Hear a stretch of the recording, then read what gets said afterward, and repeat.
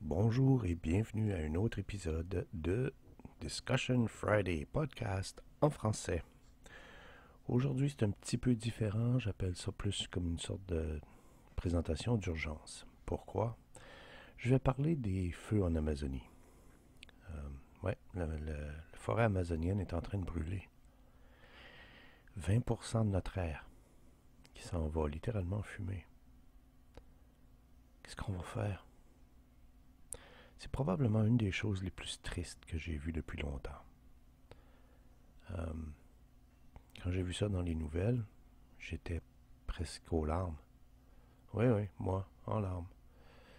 Moi, le gars qui peut te donner un gros hug plein d'amour, puis tout ça, puis te regarder directement dans les yeux, puis te dire que je te reverrai jamais avec aucune émotion. Et ça par choix.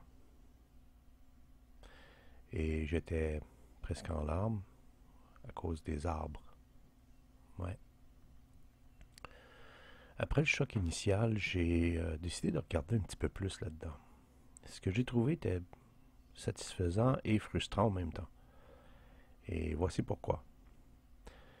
Du mois d'août au mois de novembre, c'est la saison des feux en Amazonie. Donc, c'est pas quelque chose de nouveau, c'est quelque chose qui arrive année après année. Et c'est normal. La forêt a besoin de se renouveler de temps en temps. Et c'est ce que ça fait. Donc, un feu qui commence, pour une raison ou pour une autre. Après ça, ça arrête. Et la forêt se renouvelle et redevient luxuriante encore. Donc, qu'est-ce qui fait que cette année est pire?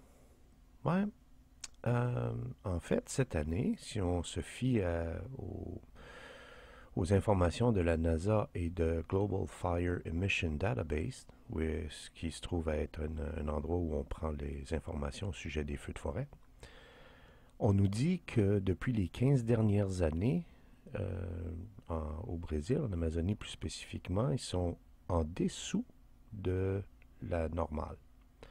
Donc ça veut dire qu'il y a moins de feux maintenant que depuis 15 ans. C'est quand même réassurant, pas vrai? C'est peut-être pas plaisant, mais de savoir que c'est normal, que c'est un phénomène naturel, ça le fait un petit peu moins horrible, je crois. Malheureusement, les feux où ça fait rage maintenant, la région, on appelle ça l'Amazonas et la Rhodonia. Ça, c'est deux régions où vraiment les feux sont très très forts dans ce coin-là. Ça veut dire que c'est vraiment spécifique à une région plus que juste toute la forêt amazonienne. C'est pas nécessairement toute la forêt amazonienne. Donc, cette région-là, la région en question de Amazonas et Rhodonia, c'est deux régions qui sont affectées par la surpopulation et la déforestation depuis des années. Et principalement dû à l'agriculture excessive, surtout pour le soya et le bœuf. Plusieurs personnes disent que c'est en grande partie la raison pourquoi l'Amazonie est en train de brûler. Et je crois qu'ils ont raison. Écoutez ce que vous allez voir, qu'est-ce que je veux dire par là. La déforestation de l'Amazonie, de la forêt amazonienne, c'est pas quelque chose de nouveau. Ça a commencé autour des années 70 et même aujourd'hui, ça continue. Il y a même une tribu, les Waorani. Donc, cette tribu-là en a eu assez à un moment donné de voir l'abus qu'on faisait de la forêt avec la déforestation, etc. Et ils ont décidé d'aller en cours pour protéger l'Amazonie, ou la forêt amazonienne, contre les compagnies pétrolières qui voulaient juste aller dans la région, tuer les arbres pour gagner accès à certains endroits pour pouvoir extraire le pétrole et faire de l'argent. Et devinez quoi? La tribu en question a gagné en cours. Et ça prévient, ça empêche les compagnies d'aller et de détruire leurs maisons.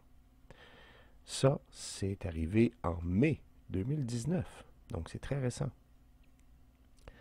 Maintenant, vous vous rappelez, j'ai dit que le mois d'août était un des moments les plus intenses au sujet des feux de forêt et que c'était seulement une région qui était affectée. Ou en tout cas, une région qui était le plus affectée que les autres. Et c'est dans cette région-là où il y a le lieu le plus de déforestation par les humains pour ouvrir des terres, pour faire pousser le soya et pour avoir des bœufs pour la viande. Et encore maintenant, ça continue. C'est la même région que la forêt était protégée pour prévenir l'expansion de ces fermes-là dans la forêt.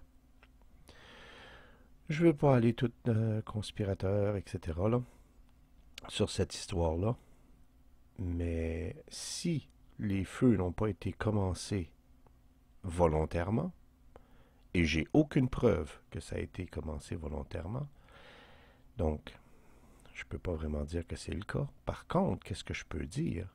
C'est que définitivement, le fait de la déforestation a créé une région qui est plus faible dans cette forêt amazonienne.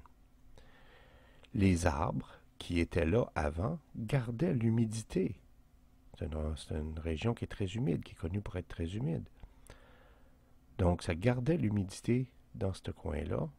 Maintenant que les arbres sont plus là, parce qu'ils ont été coupés pour faire place aux fermes, qu'est-ce qu'on se retrouve? On se retrouve avec une région qui est beaucoup plus sèche que d'habitude, ou que ce qui serait supposé d'être. Bon, plusieurs personnes aussi pointent le droit vers le gouvernement brésilien en disant qu'ils ne font rien et qu'ils sont corrompus. Et je suis certain que si je faisais un peu de recherche là-dessus, qu'on trouverait des choses vraiment intéressantes.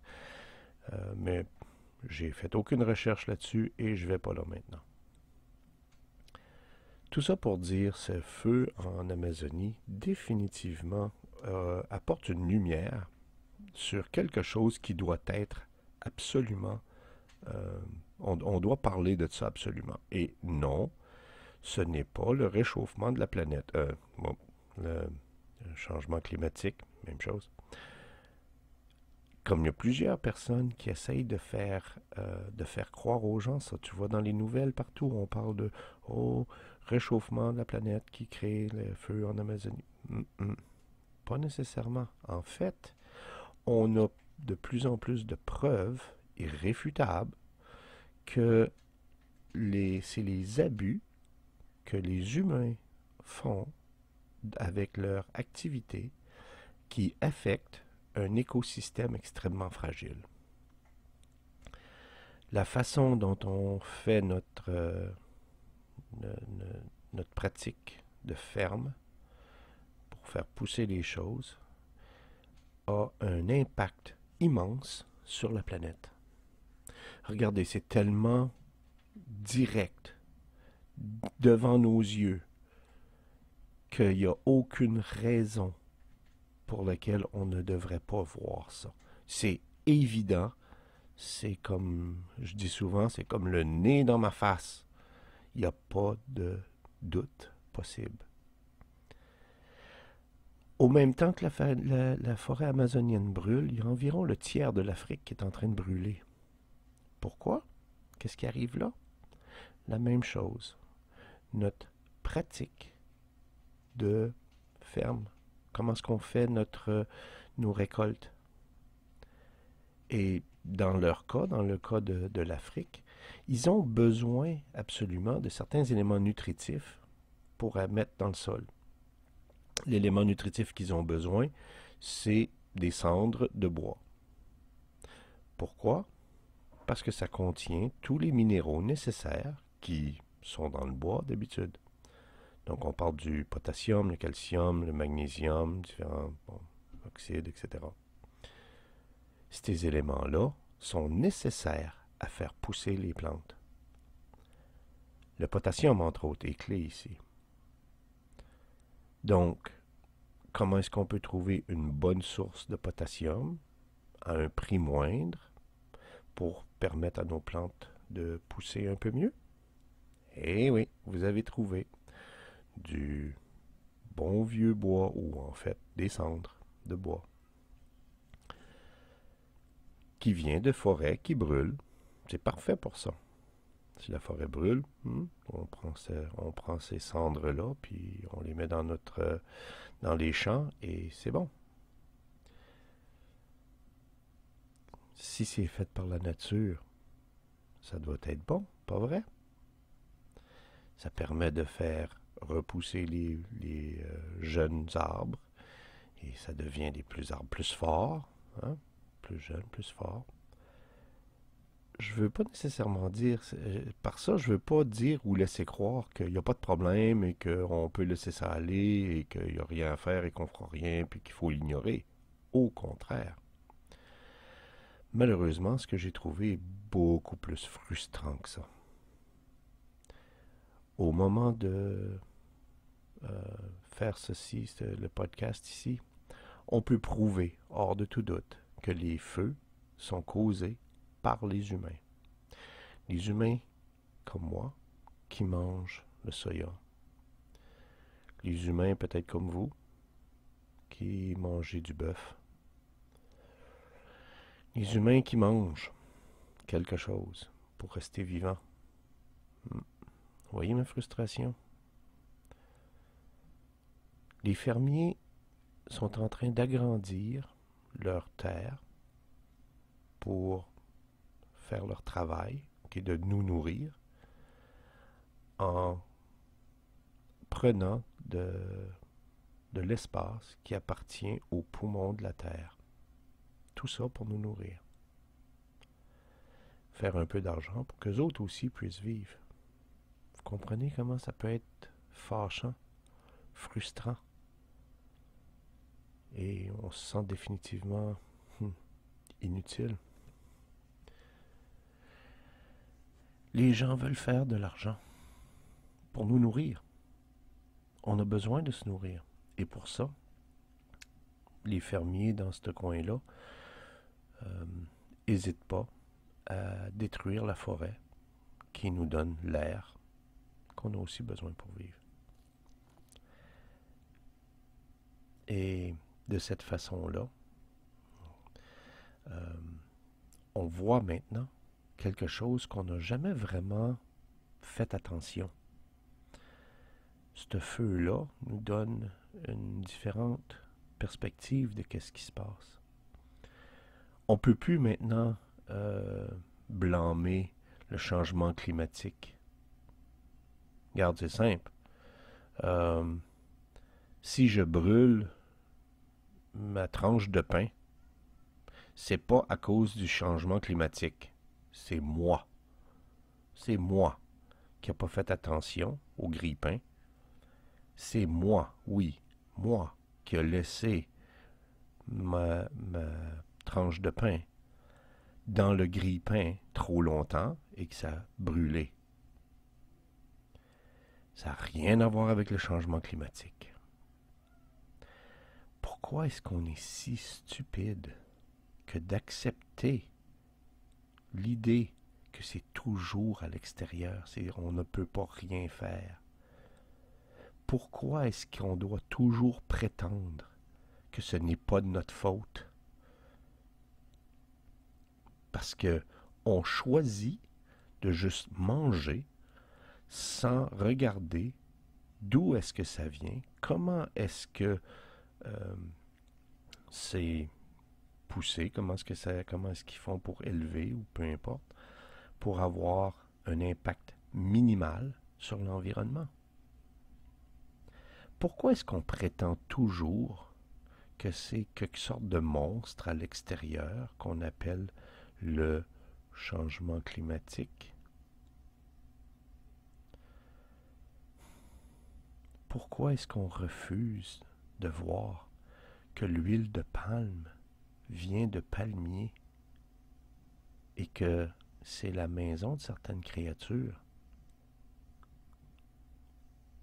Pourquoi est-ce qu'on regarde jamais d'où est-ce que vient notre nourriture et comment est-ce que c'est fait, comment est-ce que c'est produit?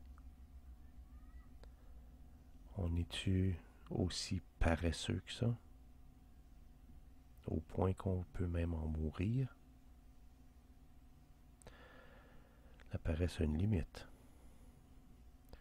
Il y a très peu d'endroits que vous allez voir dans les nouvelles, par exemple, où on va vous donner la vérité sur qu'est-ce qui est arrivé, qu'est-ce qui arrive avec les feux.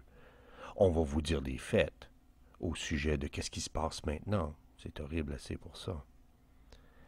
Mais très peu vont vous dire que ça, c'est une décision qui a été prise par quelqu'un, quelque part, et que c'est une décision pas comme les autres, parce que cette décision-là, la décision de brûler une forêt pour faire de la place pour des animaux de ferme ou pour des grands champs, cette décision-là, qui est prise par quelques humains, affecte la Terre et nous, les humains.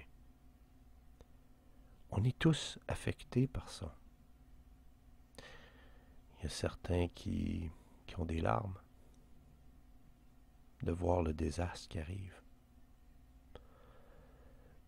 en pensant que c'était juste un accident,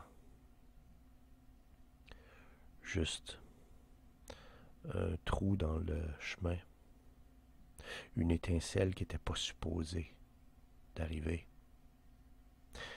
Maintenant, je peux vous dire, ces larmes-là, c'est maintenant des larmes de rage et de frustration. S'il vous plaît, réveillez-vous. Commencez à te poser des questions. S'il vous plaît. S'il vous plaît. Commencez à regarder les choses pour qu'est-ce qu'elles sont. S'il vous plaît, commencez à planter des arbres pour aider à compenser pour la perte. S'il vous